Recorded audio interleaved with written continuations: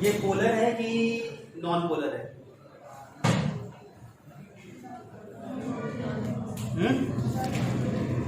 XeF2 polar है कि non polar है? सबसे पहले तो इसका Z निकालेंगे। Z का मतलब स्टेरिक नंबर कितना आएगा? 1/2 into 8 + 2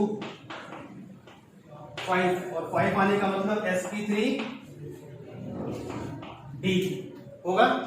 और sp3d है, ये मैंने पढ़ाया है फार्मूला आप लोगों को, ठीक है। तो sp3d आ गया, यानी कि ये कैसा होगा? ट्राइगोनल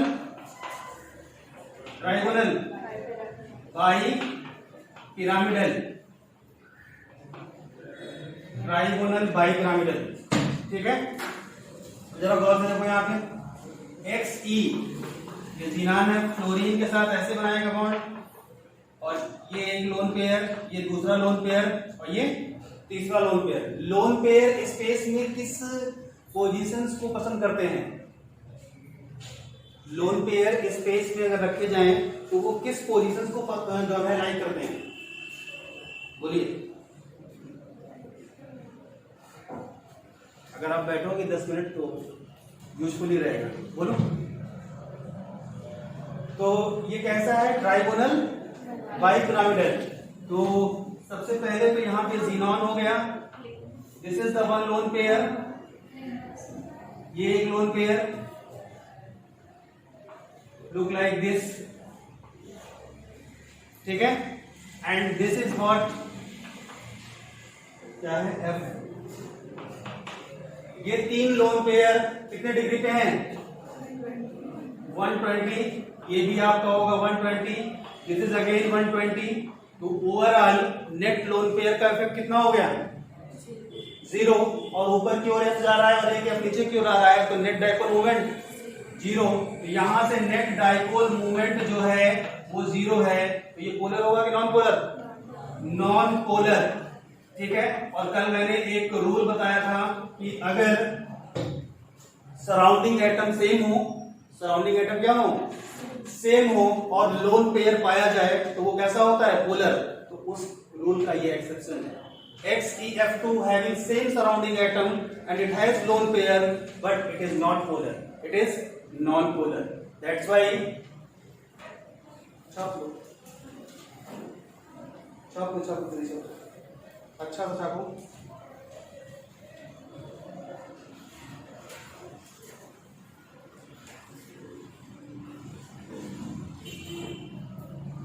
समझे?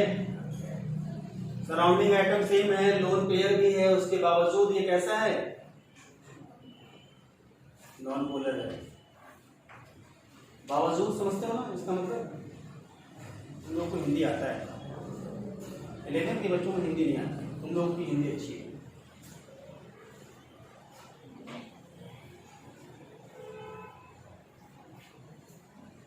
पानी बहुत बरसता है, बाढ़ और ना आ जाए, फ्लड वगैरह। और एग्जाम की डेट नजदीक आ गई, इसका मतलब ये नहीं कि जो है डिप्रेस होकर के बैठे हुए कि पढ़ाई करिए, ठीक है। और एक और बात बताऊं, पढ़ाई करिए और सिमेट्रिक वे में करिए। ये नहीं कि आज से एग्जाम की डेट आ गई है और SC वर्मा या जो है इर्डो वगैरह ले आए खरीद के और सॉल्व करने लगे। तो आने से फिजिक्स में 40 क्वेश्चन सही करने थे, करके आओगे 5 क्वेश्चन, ठीक है। SC वर्मा और इर्डो वगैरह, ठीक है, ये सब खरीदना मत। जो सिंपल बुक कर रहे हो उसी को करो। वहां से क्या होता है? बूस्टअप होता है concept, sorry brain energy.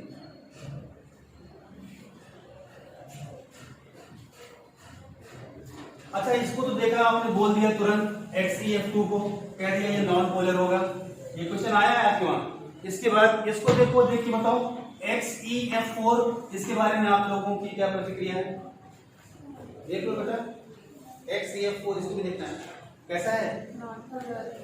Exception नहीं है, ठीक है। कितना आएगा इसका बताओ जरा, गौर से बोलो। Z कितना आएगा?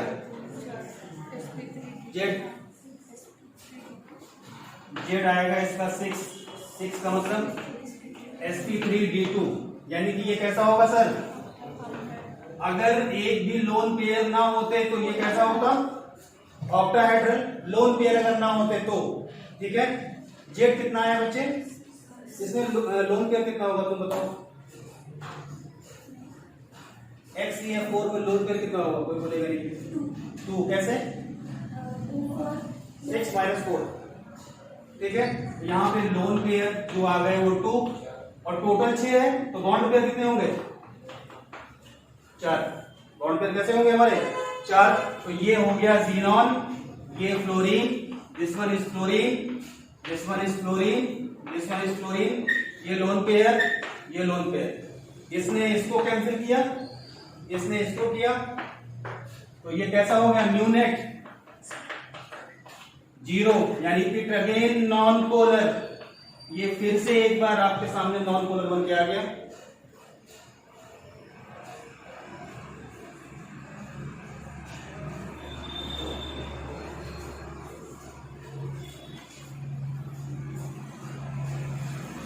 हो गया नॉन पोलर, फिर आ गया ये राइट। तो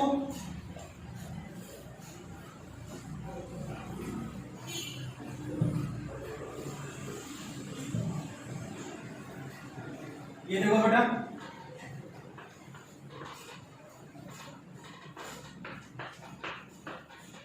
Cl, दिस इज Cl, आंखों पे लगा है chlorine, Cl, this is again Cl,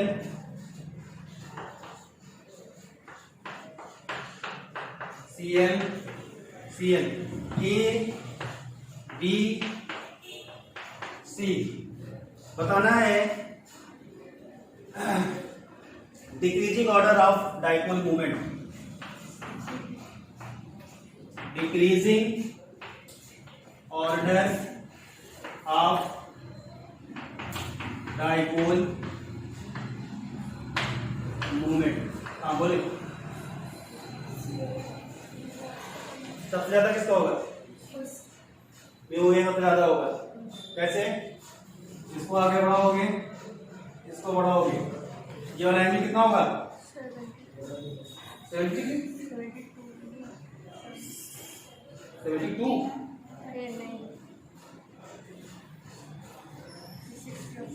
360 upon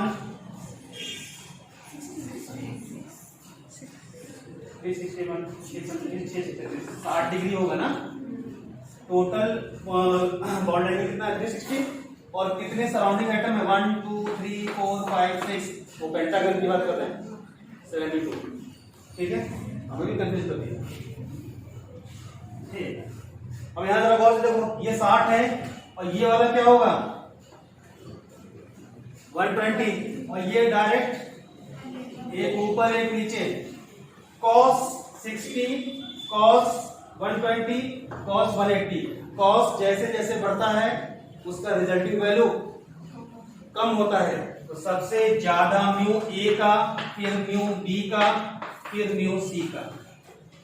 cos theta बढ़ेगा तो वैल्यू घटेगी, cos में थीटा बढ़ेगा तो वैल्यू घटेगी, और साइन में थीटा बढ़ेगा तो वैल्यू बढ़ेगी। साइन का बढ़ता है, साइनोसाइडल कर्व ऐसा होता है ना बेटा, ये होता है, और ये होता है आपका कोसाइन कर्व। पढ़ा होगा एसी में, अल्टरनेटिंग करंट पढ़ा होगा। कर लो, पूछा है क्वेश्चन आपके वहां, ठीक है।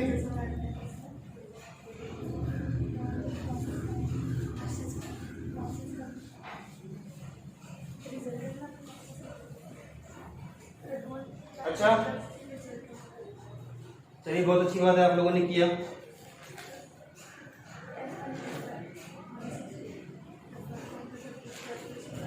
इसके बारे में क्या ख्याल है आप लोगों का,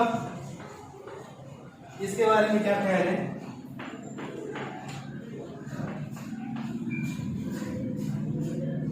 इसका म्यू नेट बताओ क्या होगा,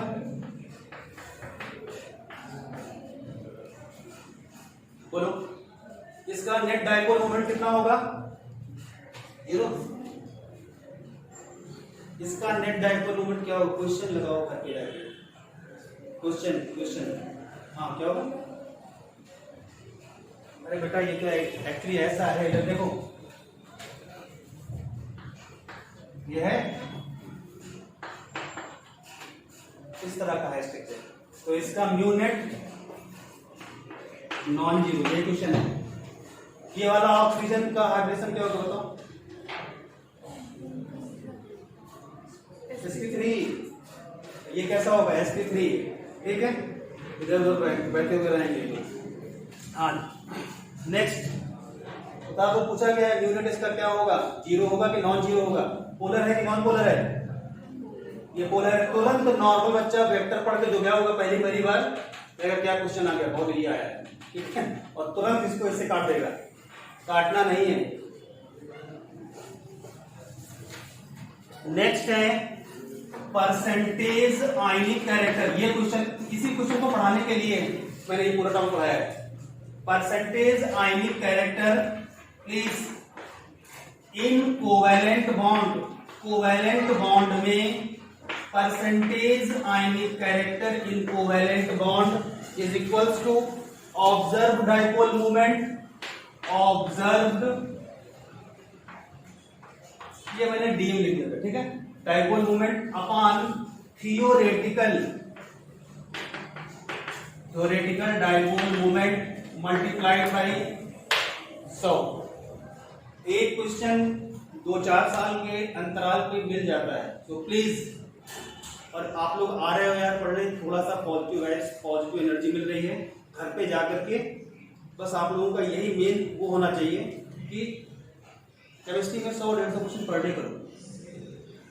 अभी भी कुछ नहीं बिगड़ा है, अभी भी सेलेक्ट हो सकते हो, ठीक है।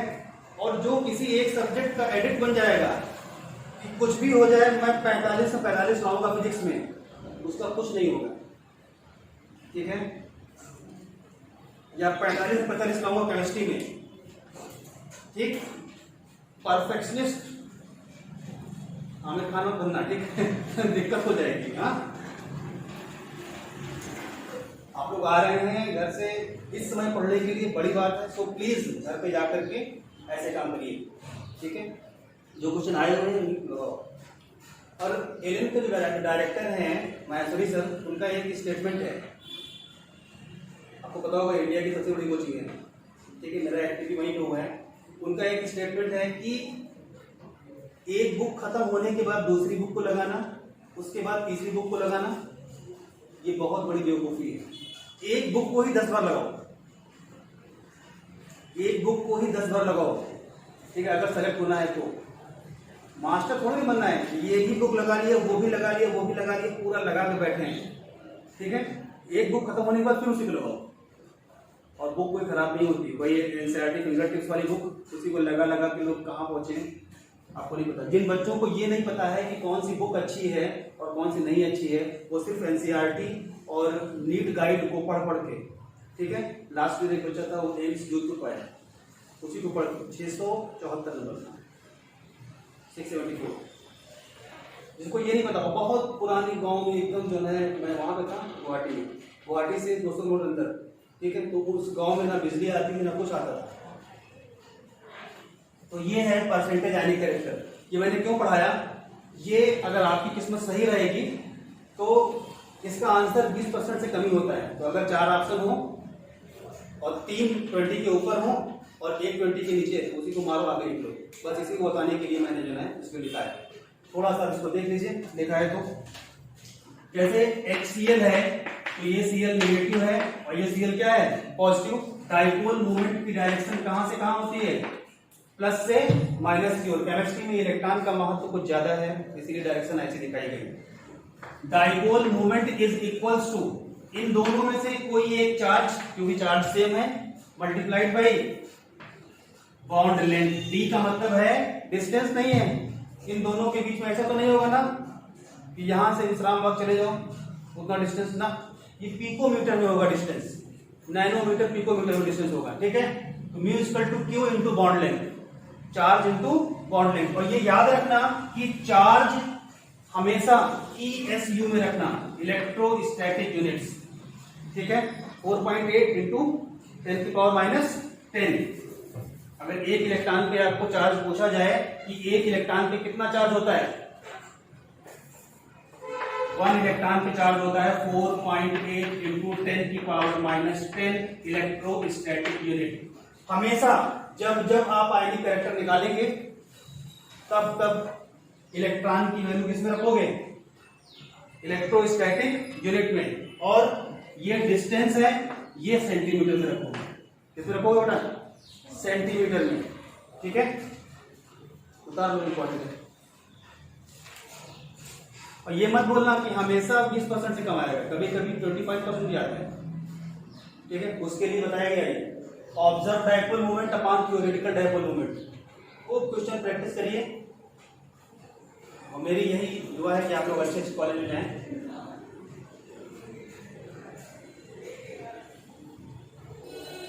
इधर बन गया है, देखो एम्स नागपुर बन गया है, कहीं जाओ, थोड़ा सा आगे बढ़ोगे और अच्छे कॉलेज मिलेंगे। नहीं समझ रहे हैं आप लोग, बात समझ रहे हैं ना।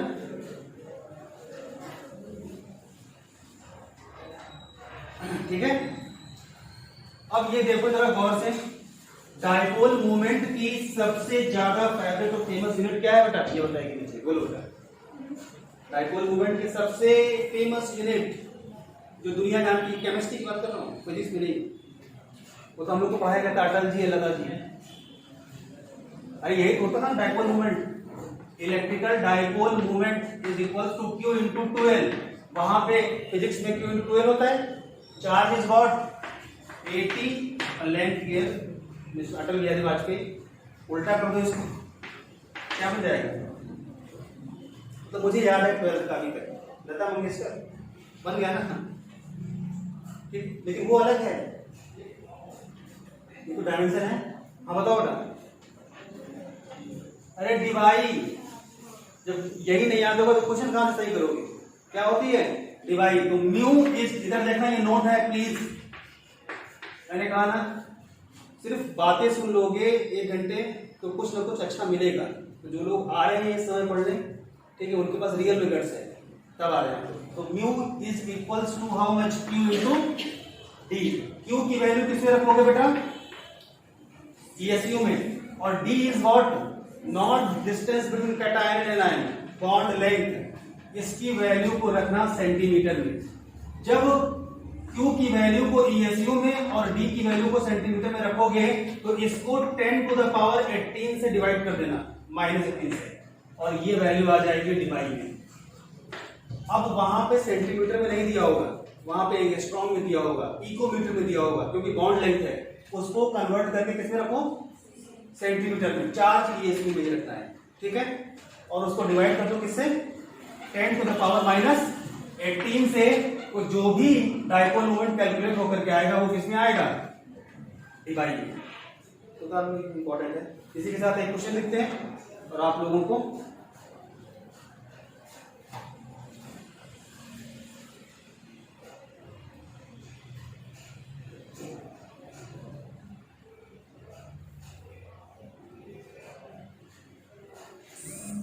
बात समझ में आ रही है बालकों, सही से पढ़ाई करो जाकर के। क्वेश्चन लगाओ,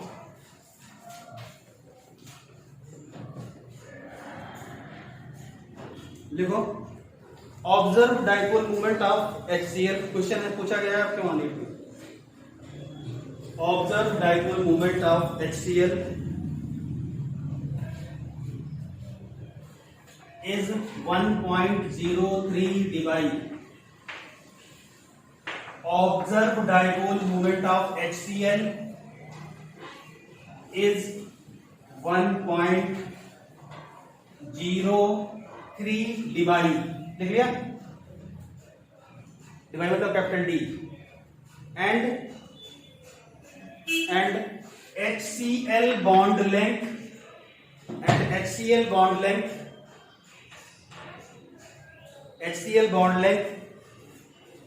is 1.275 angstrom. HCl bond length is 1.275 angstrom. Calculate calculate percentage ionic character, calculate percentage ionic character. और परसेंटेज आयोनिक कैरेक्टर क्या होता है? Observe dipole movement upon theoretical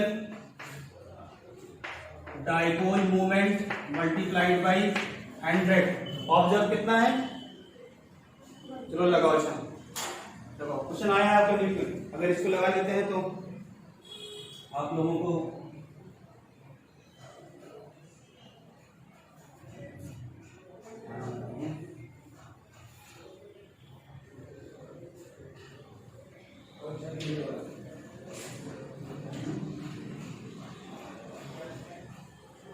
sir भरना क्या है, सर भरना क्या है परमिशन और नहीं चाहिए सुना।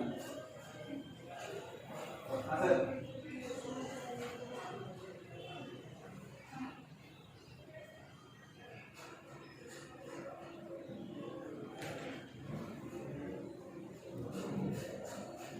क्या मैं समझूं कि आप लोगों ने कुछ अच्छा सा मुकाम हासिल कर लिया है? कोई ऐसा कैलकुलेशन? अब इधर देखो बेटा, चार्ज हमेशा इलेक्ट्रॉन का ही रखना, चार्ज हमेशा किसका रखना? इलेक्ट्रॉन का ही। 4.8 न्यूटन की पावर माइनस 10।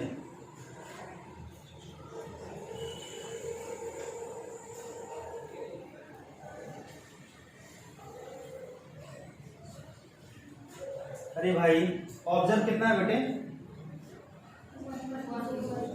ऑब्जर्व देखो, हाँ वेरी गुड, ऑब्जर्व दिया हुआ 1.0 3 डिवाइड। थ्योरेटिकल मतलब कैलकुलेटेड।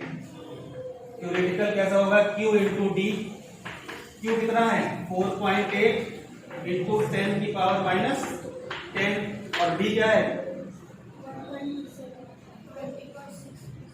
1.275 एंगस्ट्रॉम है, 10 की पावर माइनस 8 हो जाएगा। और इसको डिवाइड कर दो 10 की पावर माइनस 18 से, ये इससे कैंसिल, ये कैंसिल, ये कैंसिल, तो बचा क्या? Mu theoretical is equals to 4.8 into 1.275। और इस तरीके से म्यू की वैल्यू 1.03 डिवाइड अपॉन 4.8 इंटू 1। ये कितना है बेटा? पूरा का पूरा सवाल सॉल्व करोगे 17% आएगा व्यू, 17% कैलकुलेटेड है वो। किसी का आ रहा है?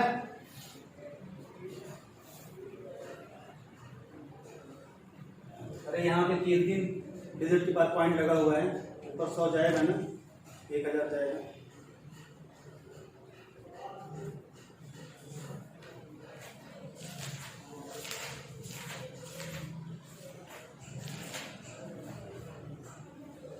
हो गया? अब करिएगा घर में, हो सकता है मेरा आंसर गलत हो। इसको कैलकुलेट करो, देखो कितना आ रहा है, इसको करो, मोबाइल पे करो, करके देखो कितना? 0.576। एक मिनट, ये कितना रहा बेटा? 0.576 यार है, यह करके देखो कितना आ रहा है इसको। अप्रॉक्स 17 बोला है मैंने, रियल 17 नहीं है, एग्जैक्ट। हाँ 6 पॉइंट वैसे क्या है, तो उतना ज्यादा आत्मनिर्भर इतना ही मत करो। एक इंसान है तो बन रहा है आत्मनिर्भर, कुछ और बना देगा। कितना मिलेगा? हो सकता है मेरा ही आंसर गलत हो, लेकिन 20% से कम ही होगा।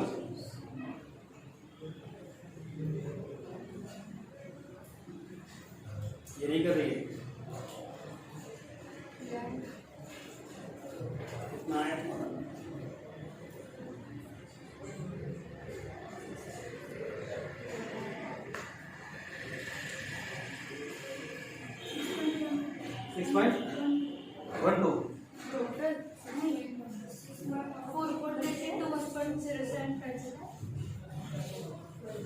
चलो 17 को हटा दो। हाँ 0.16 को 100 से मल्टीप्लाई किया,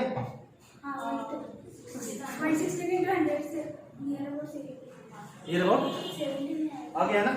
तो हमारा आंसर क्यों गलत बोल रहा है? अरे यार कोई दुश्मनी है क्या हमसे, मतलब? हाँ, next the most awaited topic क्या है? Molecular orbital theory.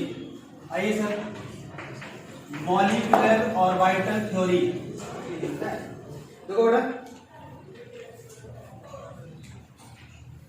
What is the need of MOT? MOT की नीड क्या है, मतलब इसकी आवश्यकता ही हमें क्यों पड़ी? ठीक है, एक साइंटिस्ट था लुइस, जानते हो ना? अब ऐसा नहीं कि यहाँ लुइस हमारे घर के बगल में है ठीक है, यहाँ पे नहीं रहता है, यहाँ राम प्रकाश, हरिलाल इस तरह के लोग रहते हैं। ठीक है, तो what is the need of MOT? जरा गौर से देखो इसे, देखो ऑक्सीजन का अगर लुइस डॉट स्ट्रक्चर बनाओ तो कुछ इस तरह से इलेक्ट्रॉनों का अरेंजमेंट दिखता है। देखिएगा बॉस, यही तो है, ये है Louis dot structure of O2। ठीक है, और आप सभी लोग जानते हैं, होशियार है सभी लोग, कि पैरामैग्नेटिक क्या होता है? कोई बोलेगा क्या होता है? जहां पे इलेक्ट्रॉन अनपेयर्ड दिख जाए, आंख बाद में बंद करें, पहले बोल दें, कैसा होगा? पैरामैग्नेटिक। और दूसरा जो है वो आपके ही सिलेबस का है, डायामैग्नेटिक। यहां पे इलेक्ट्रॉन कैसे होते हैं? पेयर्ड। तो मॉलिक्यूलर ऑर्बिटल थ्योरी के आने से पहले की हिस्ट्री में ऑक्सीजन को बोला जाता था डायामैग्नेटिक, क्योंकि इसके पास इलेक्ट्रॉन कैसे हैं? पेयर दिख रहे हैं। लुइस डॉट स्ट्रक्चर में इसके इलेक्ट्रॉन पेयर दिख रहे हैं, यहां भी इलेक्ट्रॉन कैसा है? पेयर्ड। तो ये कैसा हुआ? डायामैग्नेटिक। लेकिन बाद में जब और हायर स्टडीज हुई तो वहां पे देखा गया कि oxygen is not paramagnetic, oxygen is not diamagnetic, it is paramagnetic. तो इसी की वजह से पूरा का पूरा केमिस्ट्री चेंज हुआ है। MOT जो आया है उसका मेन रीजन है ऑक्सीजन का स्ट्रक्चर। तो आप लोग देख लें सर, ऑक्सीजन के बारे में कुछ बातें हैं की जाएंगी आज, और कल हम खत्म करेंगे इसे। देखिए, oxygen is paramagnetic, O2 is paramagnetic,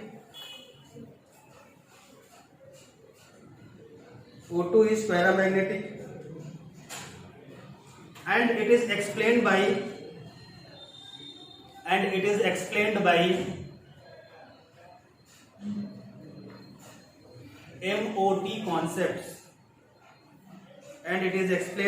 MOT concepts, अब लोगों ने पूछा कि सर ये MOT क्या है? तो वैलेंस बॉन्ड थ्योरी वो पार्ट से पढ़ा गया था आप लोगों को। ठीक है, तो MOT क्या है?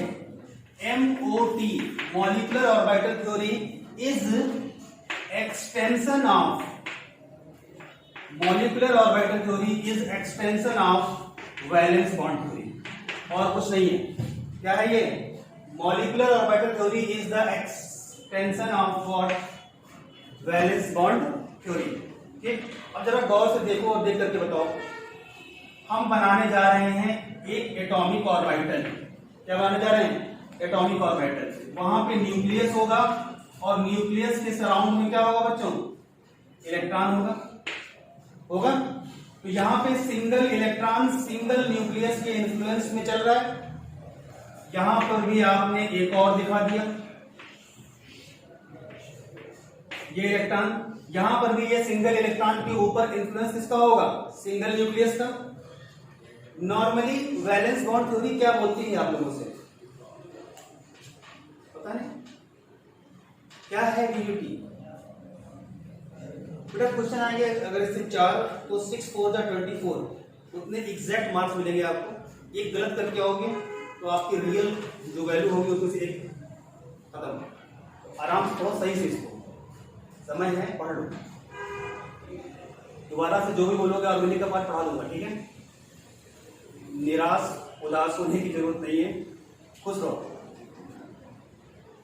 वैलेंस बॉन्ड थ्योरी ये बोलती है, पीबीटी ये बोलती है एटॉमिक ऑर्बिटल, एक एटॉमिक ऑर्बिटल में दूसरा एटॉमिक ऑर्बिटल ला करके ओवरलैप कराओगे, overlapping of one AO with another AO, it is form what, MO, molecular orbital, ठीक है। यहाँ पे एक इलेक्ट्रॉन एक न्यूक्लियस के इफेक्ट में है, लेकिन जब दोनों आपस में मिल गए तो मिलने के बाद लुक लाइक दिस। मेरा डायग्राम उतना अच्छा नहीं बनता है, ये प्लस और इसका एक इलेक्ट्रॉन इसका एक इलेक्ट्रॉन, दोनों इलेक्ट्रॉन यहाँ पे शेयर्ड हो जाएंगे। तो एक इलेक्ट्रॉन पे एक न्यूक्लियस का इफेक्ट, यहाँ पे एक इलेक्ट्रॉन पे इसका भी इफेक्ट और इसका भी इफेक्ट। तो अगर आपसे कोई बोले atomic orbital is most stable और मॉलिक्यूलर ऑर्बिटल कौन ज्यादा स्टेबल है, यहाँ पे एक इलेक्ट्रॉन पे दो न्यूक्लियस का इफेक्ट है और यहाँ पे एक इलेक्ट्रॉन पे एक ही न्यूक्लियस का इफेक्ट है, तो ये इलेक्ट्रॉन ज्यादा स्टेबल है कि ये वाला।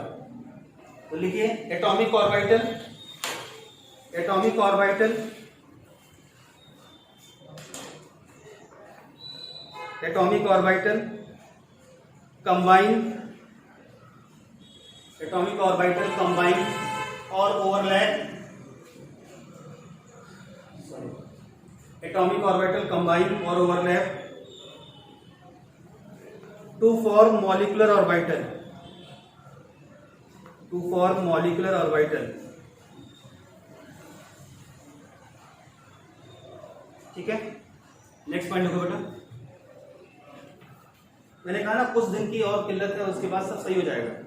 देखो electron in atom, electron in atom is in attraction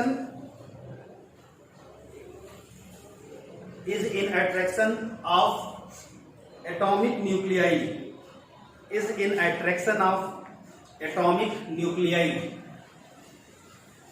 but in molecule electron are in attraction of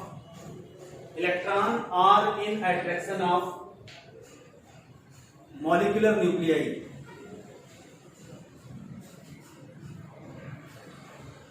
ध्यान से इसको ड्रॉ कर लो, एनर्जी के साथ बैठो बेटा, ठीक है।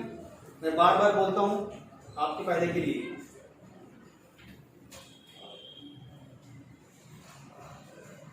अगर आप अपना समय लॉस करके आ रहे हैं तो यहाँ पे बैठे इफेक्टिवली तरीके से, क्योंकि मैं जब जाता हूं तो मुझे ऐसा लगता है कि मैंने एक क्वेश्चन दिया है बच्चों को। हो गया?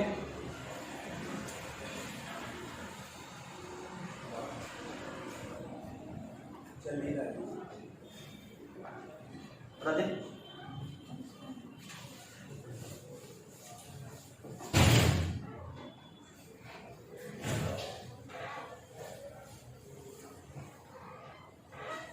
अब मैं एक बात बताऊं, आज के बाद आप लोग इस बात को याद रखिए, वैलेंस बॉन्ड थ्योरी,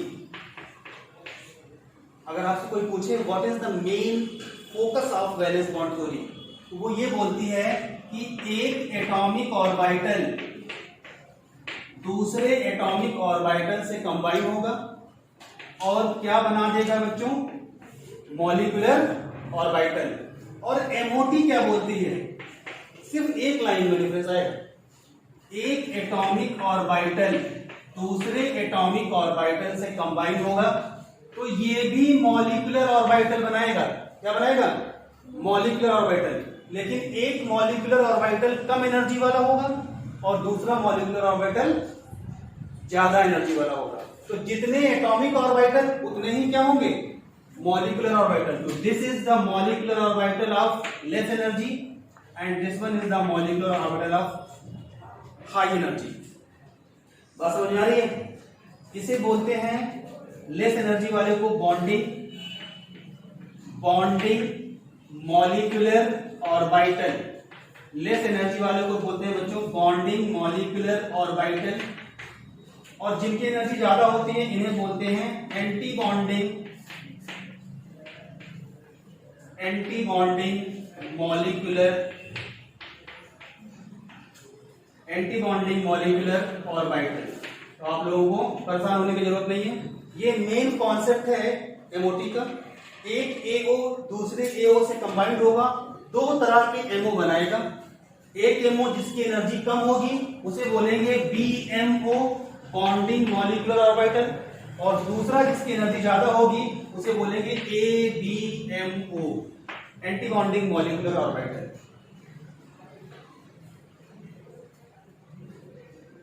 ये मेन डिफरेंस है वैलेंस बॉन्ड थ्योरी में और एमओटी में। MOT is a very expanded theory, बहुत ही बड़ी थ्योरी है, लेकिन जो क्वेश्चन आएंगे भाई बॉन्ड ऑर्डर को अरेंज करने वाले, बॉन्ड लेंथ को अरेंज करने वाले, और कुछ नहीं है।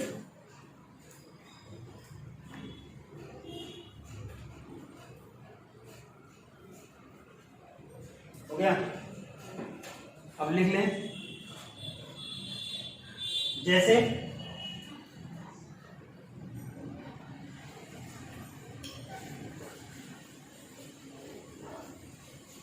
आज भी टेस्ट है आप लोगों का।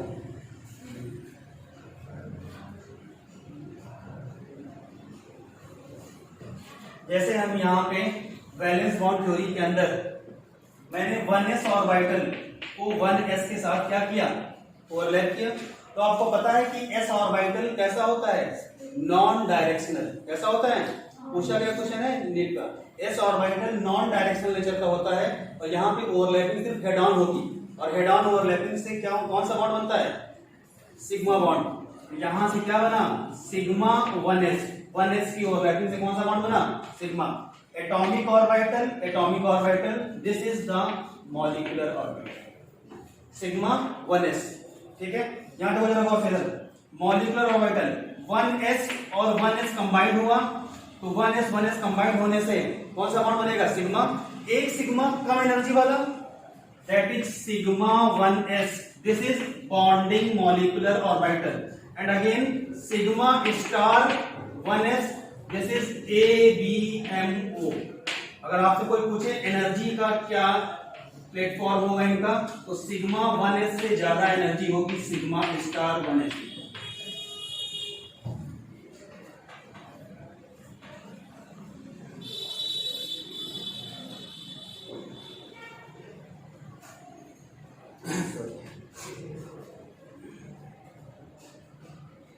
कल ये खत्म हो जाएगी थ्योरी, उसके बाद सिर्फ एक बॉन्ड बचेगा, हाइड्रोजन बॉन्ड, वंडरवाल बॉन्ड। वो खत्म करके एमीन के अंदर चलेंगे फिर बात करने, एमाइन।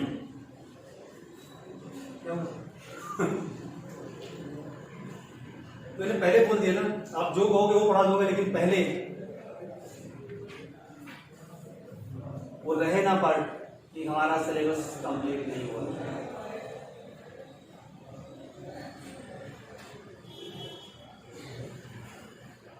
समझे?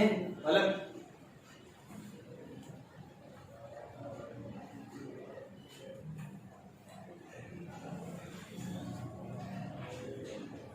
बहुत हो रही है। देखो moth MOT is based on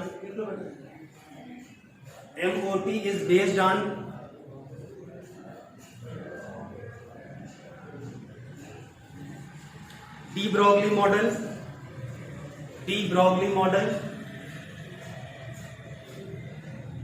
comma Heisenberg uncertainty principle,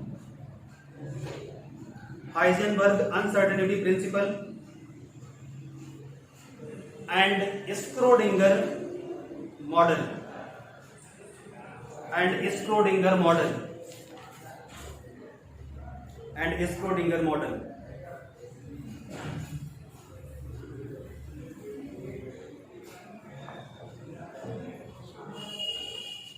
ये समझ में आया ना कैसे होगा।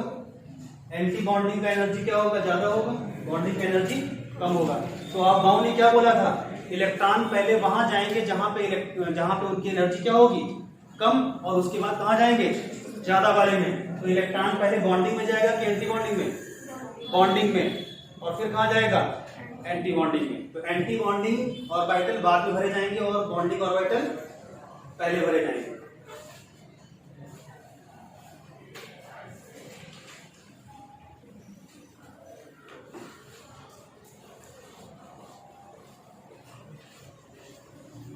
समझे ना?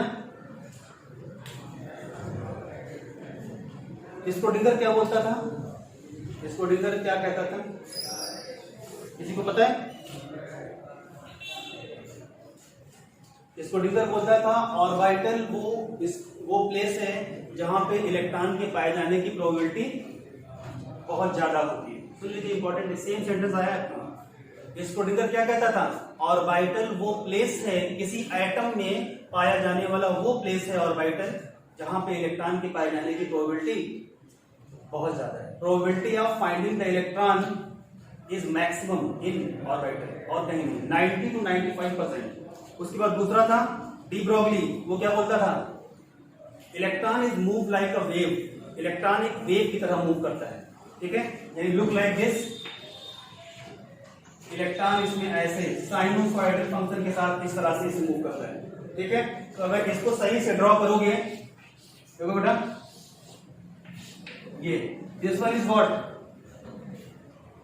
एम्पलीट्यूड, ठीक है, इसको बोलते हैं साइन। और इसका स्क्वायर कर दोगे, साइन स्क्वायर का मतलब क्या होता है? एक बार तो नीट यही आया था, what is the meaning of psi square? Psi square is what? Probability of finding the electron, probability of finding the electron, ठीक है। एक बार क्वेश्चन आया, what is the meaning of psi alone? Square नहीं है, लगा मत देना, ठीक है, सिर्फ साइन का मतलब क्या है? It is meaningless. उतार लेना बेटा please, it is meaningless. Psi जो है मीनिंगलेस है, और साइन स्क्वायर कैसा है सर? मीनिंगफुल है। दिस इज साइन, और ये होता है एम्पलीट्यूड।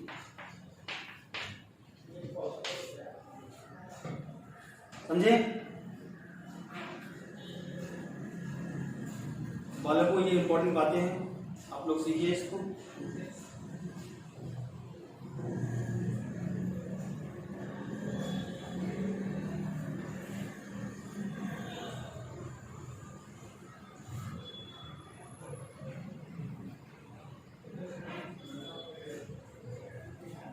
हो गया? कल खत्म हो जाएगा। कल आप सभी लोग देखोगे कंपाउंड, उसका बॉन्ड ऑर्डर बता दोगे, देखोगे बॉन्ड लिंक बता दोगे, कैलकुलेट करके नहीं, कम होगा कि ज्यादा। क्वालिटेटिव एस्पेक्ट्स आपको आ जाएंगे एमओटी के, ठीक है। तो हम कितनी भी कोशिश कर लें, आज खत्म होगा नहीं, ठीक है। तो कल मॉर्निंग मिलते हैं और एमओटी खत्म करते हैं, और उसके बाद नया बॉन्ड है हाइड्रोजन बॉन्ड और वंडरवॉल बॉन्ड, क्वेश्चन आते हैं वहां से, वो करना, ठीक है। और इसके बाद इमाइन स्टार्ट करेंगे या कार्बोक्सिलिक एसिड स्टार्ट करेंगे, और उसके बाद आप लोग जो बोलेंगे, ठीक। लेकिन यहाँ जितनी एनर्जी से यहाँ पे आ रहे हैं, घर जाइए उसकी दुगनी एनर्जी के साथ per day at least 100 question chemistry के करिए, समझ रहे ना? तभी कल्याण होगा और डॉक्टर बन पाओगे। सफेद एप्रिल जो आता है उसका कॉस्ट बहुत महंगा है, ठीक है सर? सही है।